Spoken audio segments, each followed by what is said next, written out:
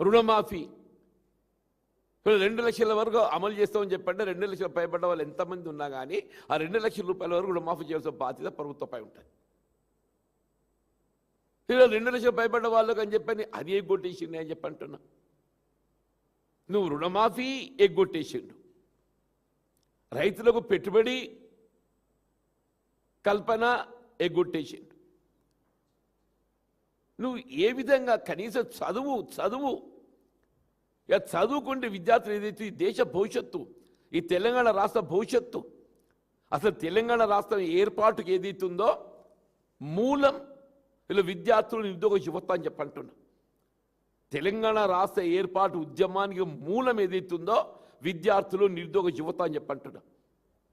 అన్నాడు కేసీఆర్ గారు ఏదైతుందో ఉద్యమ నేతగా ఈ తెలంగాణ ప్రాంత భవిష్యత్తు తీర్చిదిద్దాలనేటువంటి ఒక సంకల్పంతో మెరుగైనటువంటి విద్యా బోధన సదుపాయాలు తెలంగాణ ప్రాంతంలో కల్పింప చేయాలనేటువంటి ఒక తపనతోని ఈ ప్రాంతంలో నిరుద్యోగ యువతకు ఏదైతుందో ఉద్యోగ ఉపాధి అవకాశాలు మెరుగుపరచాలని తపనతో ఏదైతుందో అని తెలంగాణ రాష్ట్రం ఏర్పాటుకు ఉద్యమించి రాష్ట్రాన్ని సాధిస్తే చివరికి ఏమైందే?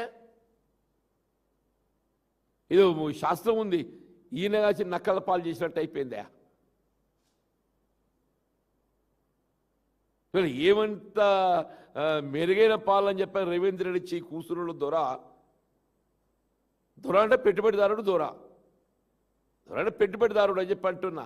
ఆయనకి ఎంతవరకు ఏదైతే 4th సిటీ కనబడితే తప్ప ఇంకోటి కనబడదు ఆయనకు ఎంతవరకు ఆ 4th సిటీ ఆయనకి ఏది ఆయనకు ఆయనకు ప్రయోజనం అనుకూరుస్తుందో గదే కనబడుతుంది. ఆయనకి ఏది ఆర్థిక ప్రయోజనం అనుకూరుస్తుందో గదే కనబడుతుంది. 4th సిటీ, హైడ్రా, ఆయనకి 2 అవే, 4th సిటీ, హైడ్రా. తప్పేదైతుందో రాష్ట్రంలో నిరుపేద వర్గాలు కల్పించాల్సిన విద్యా సదుపాయాలు కల్పించాలనే భావన లేకపోవడం దురదృష్టం అని చెప్పంటున్నా. వీళ్ళు GO 7 అనేది ఏదైతుంది వాళ్ళు ఏదైతే జారీ చేయబడ్డదో ఇది నిరుపేద వర్గాలకు మరి అపరిశాపాత. ఇది ఈ జీవోను మేము వెంటనే ఉపసంహరింపజేసుకోవాలని చెప్పని బీఆర్ఎస్ పక్షాలను డిమాండ్ చేస్తామని చెప్పండి.